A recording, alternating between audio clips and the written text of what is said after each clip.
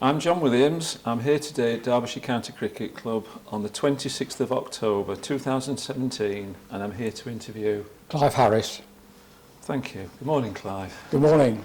Morning. Clive is a very experienced, knowledgeable figure in Derbyshire amateur cricket, but the first part of the interview we want to do today is to talk about your experiences as yourself as a cricketer.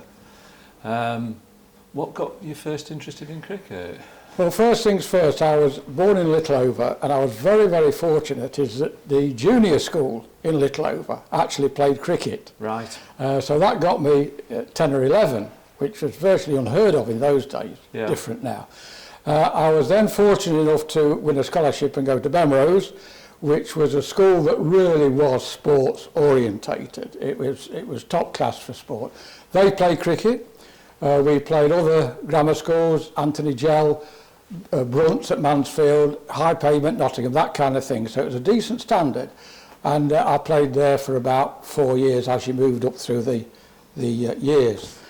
When I left school, I got a job at International Combustion on Sinfin Lane. Once again, they were very much to the fore with sport.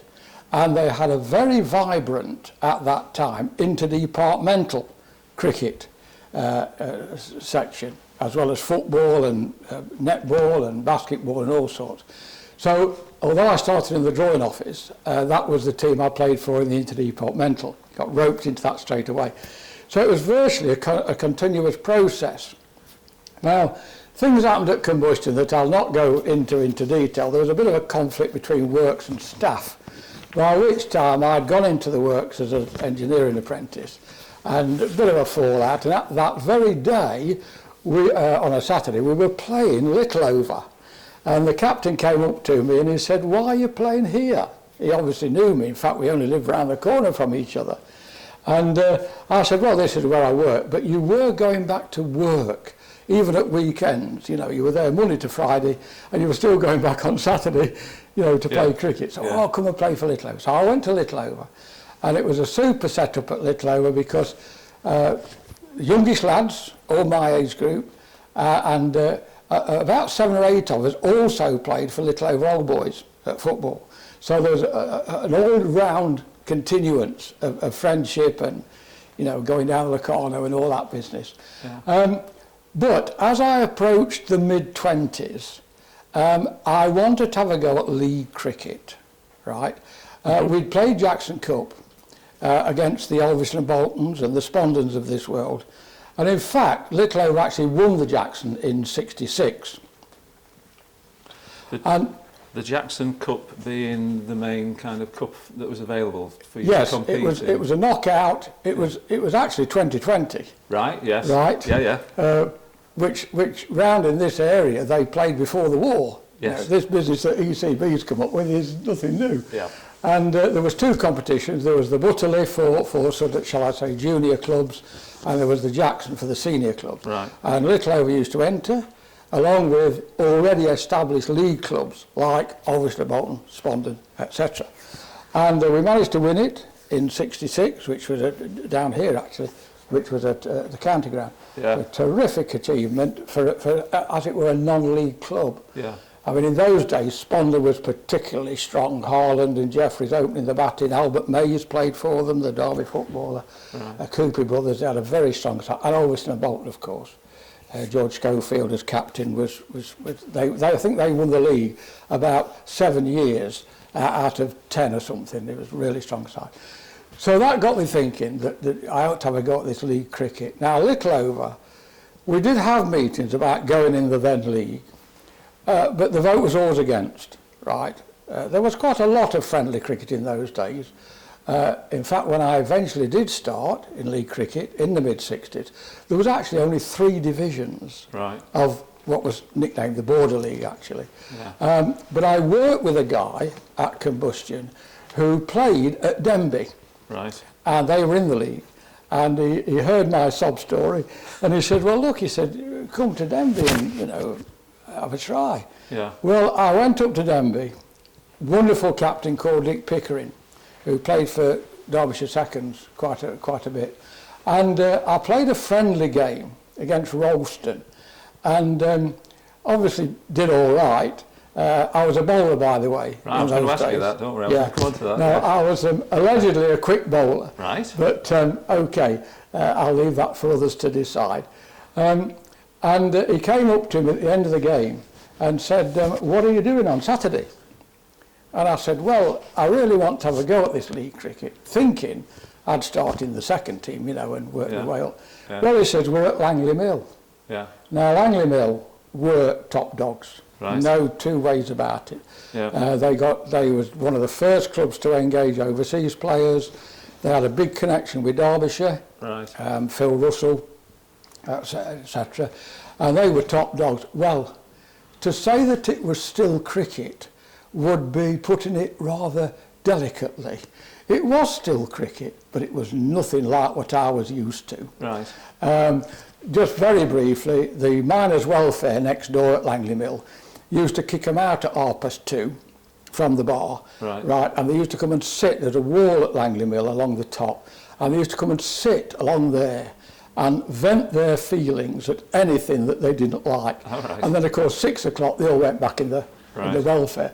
Well, as I say, it was different, but I loved it.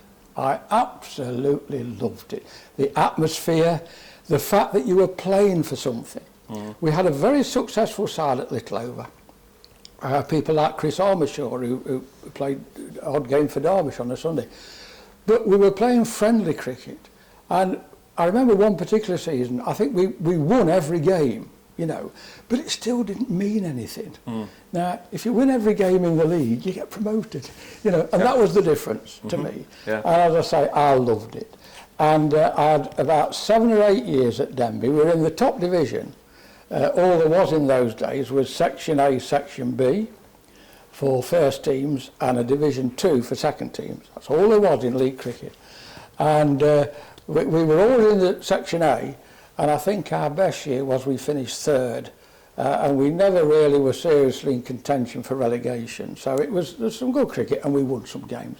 But it meant something. Mm-hmm. And you were playing against some decent cricketers, mm-hmm. you know, Les Bradbury, up at Matlock comes to mind. I've mentioned Joyce Schofield, Arnie Gaskin, one of the best local cricketers I've ever come across, who never got a chance at first class, bowler and batter. And I could reel off loads of names. Mm. We've already talked a bit earlier about Bob Winthrop at Darley-Dale. You know, he was captain of the league rep side, was Bob. And I had the advantage of being a PT master at the grammar school in Matlock, so anybody that was anything like got drafted up to Darley-Dale, and Matlock Cricket Club suffered. But that was my enjoyment. It was league cricket. I still like to play friendlies on a Sunday to relax a bit, and I played for a friendly side that was made up of cricketers from about 3 or 4 league sides, and we had this sort of unwritten law that what you did on a Saturday you didn't do on a Sunday. Right. So you did something different. So I used to keep wicket or you know, bat a bit higher up than number 9. And didn't bowl. So and involved, but that was enjoyable and the social side. But I love this league cricket. Yeah. Finally, Littleover, where I was still living, decided to go in the league. Okay. Right? And I remember the captain coming round and saying, "Are you coming back?" And I said, "Well, I never really wanted to leave." I said it was only the fact that the vote went against league cricket. So I played a few more games for Littleover and then got towards the end of my playing career. And what happened then, just to finish off my playing career, I managed to get in Derbyshire over 50 side in 1990. And in 92, I was fortunate to be playing when Derbyshire actually won the competition for the first time. We finished up playing Devon in the final, and we stopped overnight. The old NCA in those days looked after us really well. And I remember driving home back up the M6, having won M5, M6, and I thought to myself, that's not a bad time to retire. I thought, county champion, albeit over 50, what a way to finish. Go out at the top. And then just to keep in touch, which I've managed to do, I then went umpiring for 20 years. Oh, right. That kept me involved with the league. And what I do now, and I've done for about 5 or 6 years, is assess other umpires. Right. So even at approaching, well, towards 80, I'm afraid to say, certainly over 75, I'm still involved, and I'm still seeing people in the league, which I've always regarded as a family of cricket in Derbyshire. Yeah. I think the folk are wonderful. I'm proud to be Derbyshire born and bred myself. Yeah. And as I say, I can only repeat what I said right at the start. I've loved every minute of it. That's lovely to hear. That's very good Yeah. to hear. Yeah. You said the big difference you found was early on in your career, you went from playing friendlies to playing league cricket, and it was like a different world. Yes. Can you expand a bit on why that was a different world? Yes, certainly. It was the competition, Yeah. right? It meant something. Yeah. You know, if you dropped a catch, it meant something. Right. You know, it was obvious. I mean, we all dropped catches, but it meant something. Yeah. And after a hard day's cricket, Yeah. I mean, if we came away with a point from Langley Mill, Yeah. it was only 5-3-1, by the way, the scoring. None of these bonus points or anything. If we Right. came away with a losing draw Right. and got 1 point out of Langley Mill, that was a success. Yes. We went in the pub and celebrated. Yeah. You know, Yes. it meant something. That's the difference. Did you feel that the cricket was, although competitive, it was fairly competitive, or did you find it? Oh, much more competitive. Yes. Much more competitive, yes, yeah. Yeah. And I always remember that in friendly cricket, if you knocked the first 5 over, you were often through them. Right. But with league cricket, you had to get the 10th wicket. Yeah. You know, there was a bloke that still come in with a stick of rhubarb Yeah. and batted out for a draw. You Yeah. know, Yeah. the league since changed the point system to make it more interesting. Yeah. But in those days, Yeah. the simple motto was, if you can't win, don't lose. That was Right. Dick Pickering's motto, right? Right. And especially if we were batting second, Yes. and Langley Miller got a big score, or anybody else, Dolly-Dale, A&B. Right, lads, shut up shop. Right. And that was sometimes done as early, after half an hour. Right. You know, Yeah. but that was cricket, Yes. and it was competitive, and it meant something. Yes. Yeah. Can you think of any particularly memorable games that you had? I'm sure it sounds like you've got thousands of games in your experience, but I just wondered if when you were a younger player, was there anything that thought this was one of my great moments, or this was a really great match that I played in? Well, a couple of incidents which actually counterbalance each other. Ambergate, we played Ambergate in friendly cricket, and it was the highlight of my bowling performance. I took 8 for 26. Right. Splendid. But a guy came in to bat, same game, called Harry Holmes. Now, I was about 19 at the time. Right. I was the fastest thing since a 125 train. You know, you knew everything, didn't you, at that age? Yeah, yeah. And this Harry Holmes came in to bat, and he got white hair, the same as I have now. And I remember walking back to my mark and thinking, what am I doing on the same ground as this old age pensioner? Ah, you know? right.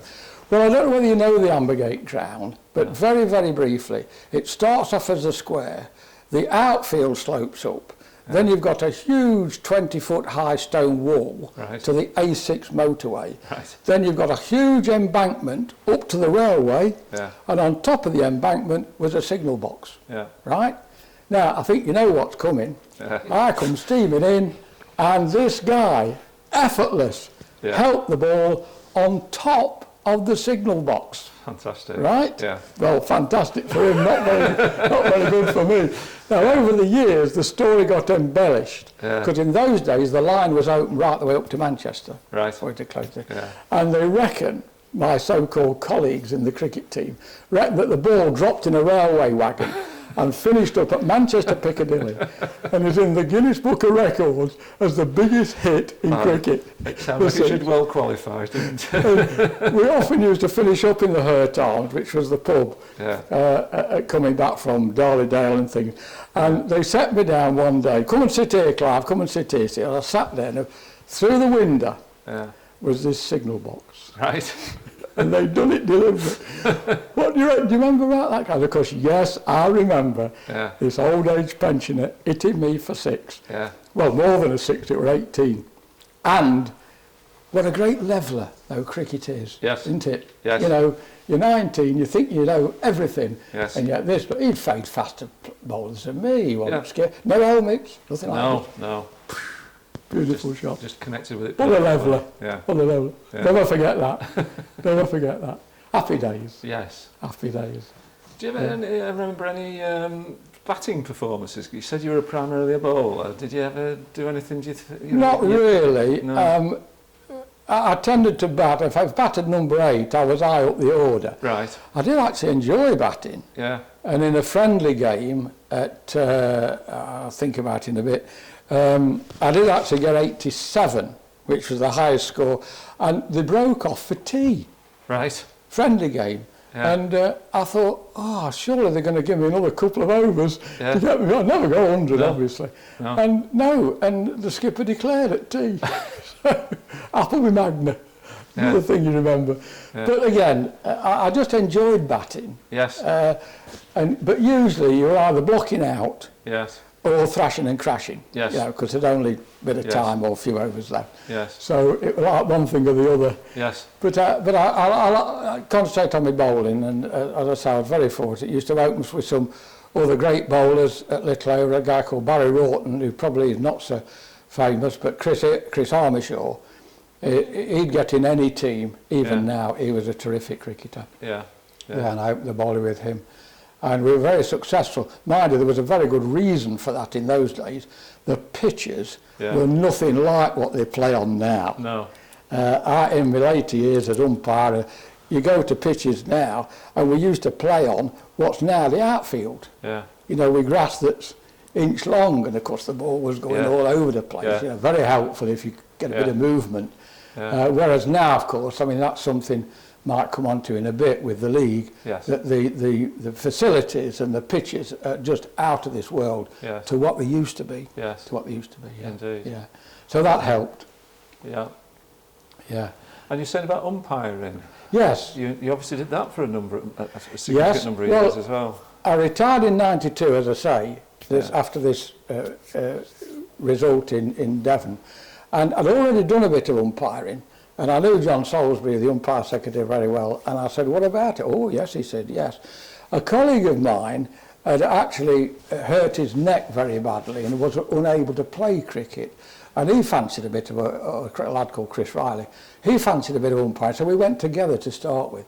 And you do start at the bottom. Yeah. Now, you very easily get 10 out of 10 because they're so pleased to see you in what is now Division 7. Yes. If you turn up, you get 10. Yes. And I remember we started at Stonebroom very, very briefly, and they made a fuss of us and that. Anyway, you turn left at a pub called the Double Six, and we asked them where they go for a drink afterwards, you see, because that's what happened in those days. Very few clubs had. It got better all the time, but Stonebroom certainly didn't have their own bar. And we said, do you go in the Double Six, you see? And they said, oh, no, we don't go in there. He says, they start fighting at 8 o'clock. He said, and that's just the women. So there was all these moments, but that was our first game, Stonebroom versus Mare second. They actually thought, as we arrived on the ground, we were playing for Mare, and they put us in the dressing room, right, because they weren't used to umpires. And when we finally sussed out, because the Mare players arrived, right. So they cleared this wardrobe out of all the rubbish that had accumulated in the winter and stuck us in there. Right. But that was the first game. But I managed to progress.